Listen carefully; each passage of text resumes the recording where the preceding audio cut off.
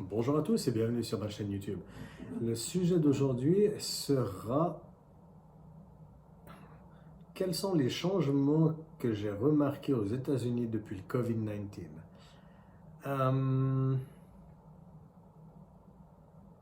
Je viens de recevoir un spam par SMS maintenant avec un faux paquet, désolé. Ça, c'est un des changements que j'ai remarqué depuis le COVID-19. Alors, c'est un commentaire c'est une question qui a été posée dans les commentaires et j'aimerais si vous regardez cette vidéo ou les autres, si vous avez n'importe quelle question concernant les États-Unis ou la vie quotidienne, posez-les dans les commentaires et j'y répondrai très volontiers en vidéo. Donc, la gestion déjà du virus, c'est géré par État, premièrement. Donc, au niveau fédéral, ils nous posent leurs recommandations avec Trump ou bien le docteur Fauci qui faisait quotidiennement une petite interview ou bien un petit communiqué de presse. Et ensuite, chaque État fait exactement ce qu'ils ont envie. Donc, des États comme la Californie, comme New York, comme New Jersey, etc., étaient totalement, je ne veux pas dire totalement fermés, mais quasiment fermés. Donc, les commerces étaient de toute façon finis, beaucoup de choses étaient fermées, les gens étaient en quarantaine chez eux, ils n'avaient pas le droit de sortir à part pour aller faire des courses, etc. Les gens prenaient ça très, très, très au sérieux. Les masques, les gants, enfin, tout. Je n'ai pas beaucoup voyagé. Donc, je vais seulement vous parler de la Géorgie, et surtout du nord de la Géorgie même. J'étais à Atlanta plusieurs fois.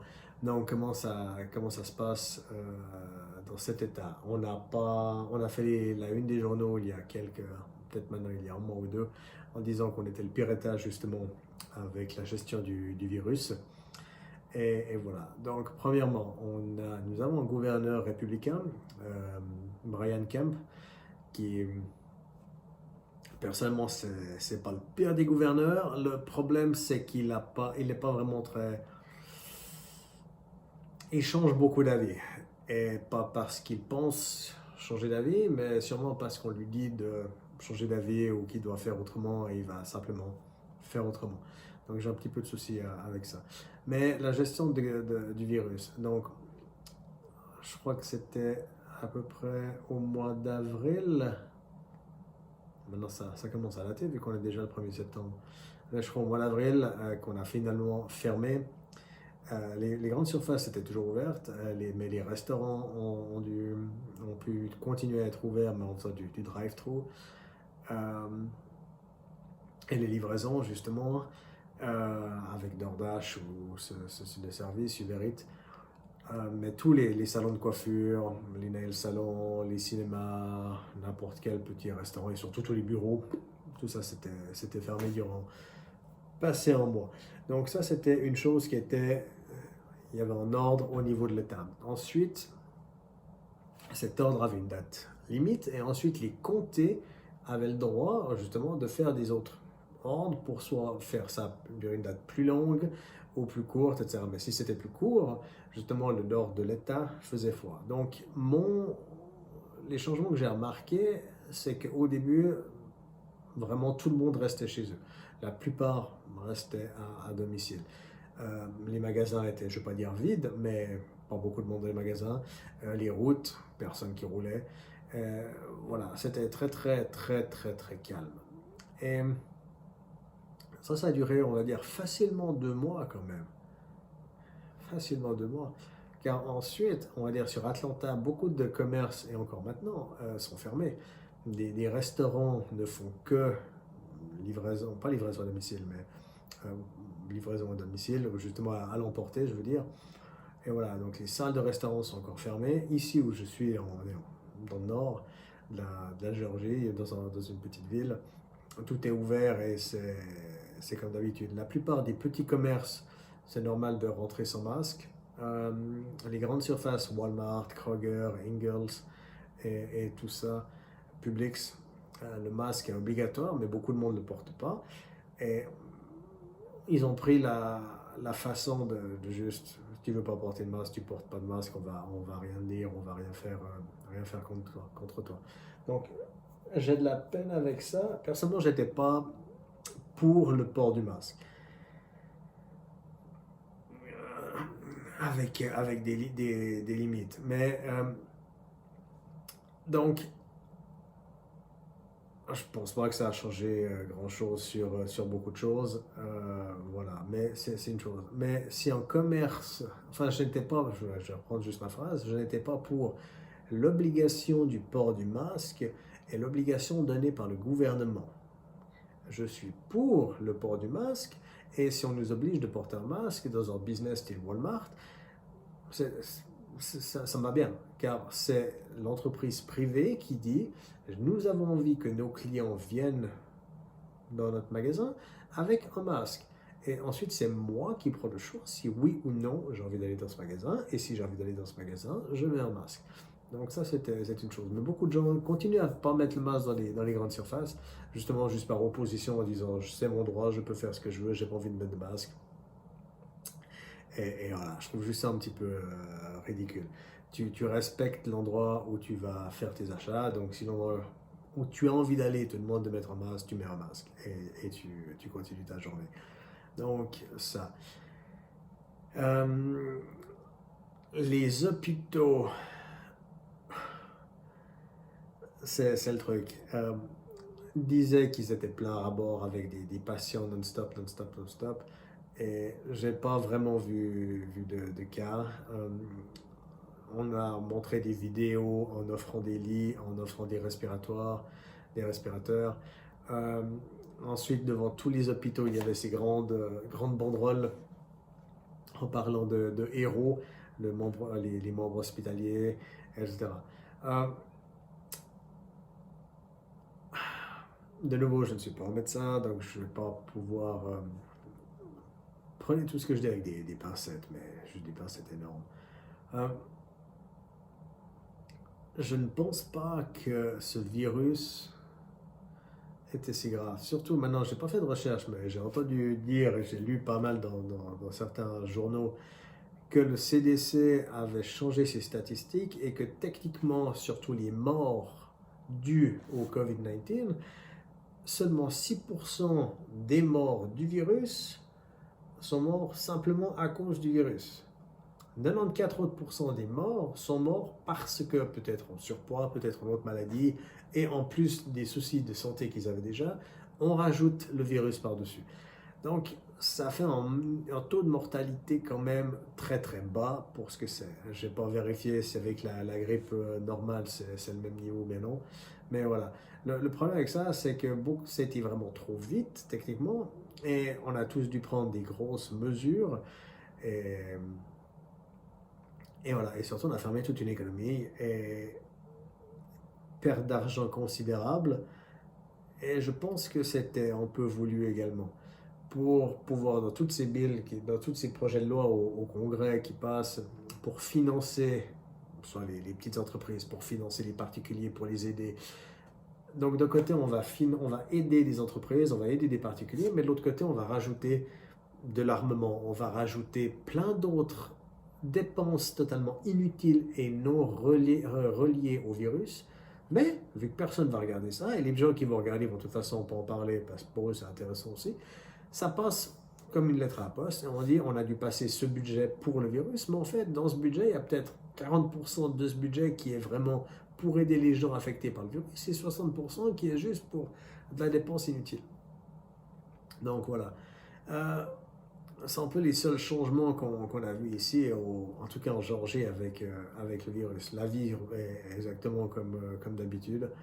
Rien de changement, on a juste des pancartes un petit peu partout qui nous avertissent de faire attention, de garder ses distances, de ne pas cracher sur les autres. Et c'est à peu près tout. La plupart des commerces sont ouverts et les petits commerçants, c'est toujours le truc. Beaucoup de monde et beaucoup de commerçants ont reçu de l'argent pour les aider avec les programmes fédéraux.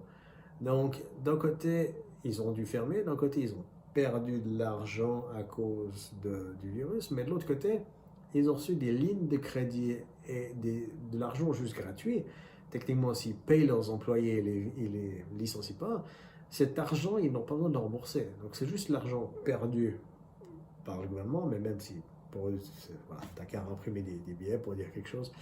Mais voilà, donc beaucoup de petits commerces, j'ai l'impression que dans l'ensemble, ce virus les a quand même aidés financièrement dans la grande ligne.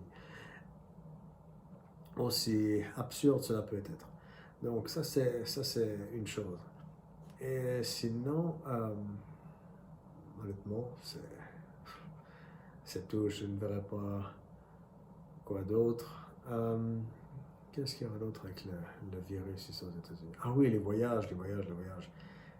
Toujours difficile de sortir ou de voyager. Même maintenant, je crois que les résidents de Géorgie peuvent voyager partout, mais il y a quelques mois en arrière, si on était en Géorgie, on avait 2 semaines de quarantaine, je crois que pour aller dans l'État de New York ou un autre État dans le Nord. Donc voilà, juste pour faire, cet État a mis ça en place pour faire opposition à notre gestion de la crise ici en Géorgie. Donc ça, c'est une chose. L'autre chose, c'est toujours avec les loyers, la protection des loyers. Ça, c'est terminé ici en Géorgie. Dans d'autres États, ça continue jusqu'au mois de janvier, minimum janvier 2021, où les personnes ne peuvent pas être mises à la porte même si elles ne payent pas leur loyer. Et beaucoup de personnes restent et beaucoup de personnes ne payent pas leur loyer. Et c'est dangereux. Je sais qu'ils ont probablement des difficultés financières. Donc, ils n'ont pas le choix, ils n'ont pas envie de partir pour être à la rue. Mais il faudra qu'ils fassent attention quand tout ça se termine. Et ça va être chaud. Donc, voilà. Euh, Ensuite, comme je l'ai dit avant, je suis pas médecin. Donc, je pense qu'on va continuer à parler dans les news du virus, etc. Mais ce que j'ai remarqué, c'est qu'on en parle beaucoup moins maintenant de ça. À l'époque, il y avait quotidiennement le nombre de morts, le nombre de blessés, le nombre de contaminés, tout ça. Maintenant, c'est fini. Maintenant, les médias pour l'ensemble ont switché et ont passé sur Biden et la campagne présidentielle et l'injustice raciale et la violence policière et plein d'autres choses comme ça. Par contre, quelque chose aussi, je voulais juste revenir sur le Covid et le port du masque qui était marrant, c'est la façon dont le port du masque est utilisé par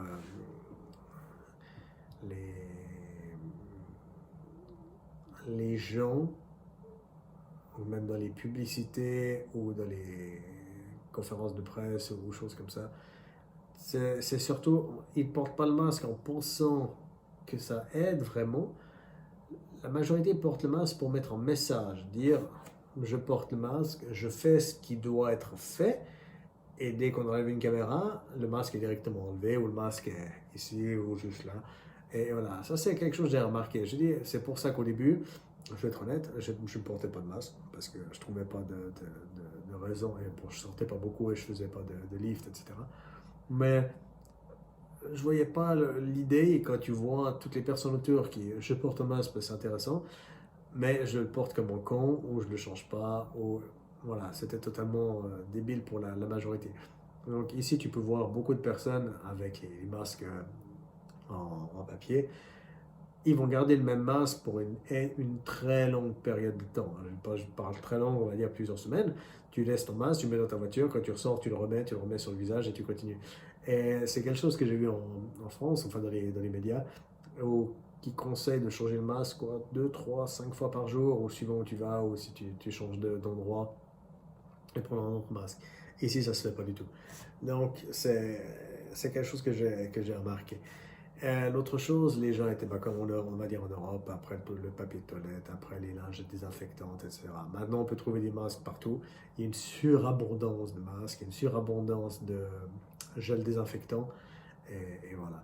Mais c'est à peu près ce qui s'est passé en Géorgie. C'est pas grand-chose par rapport à d'autres États. Je pense pas qu'au final, on s'en sort trop pire ici en Géorgie avec ce qu'on a fait.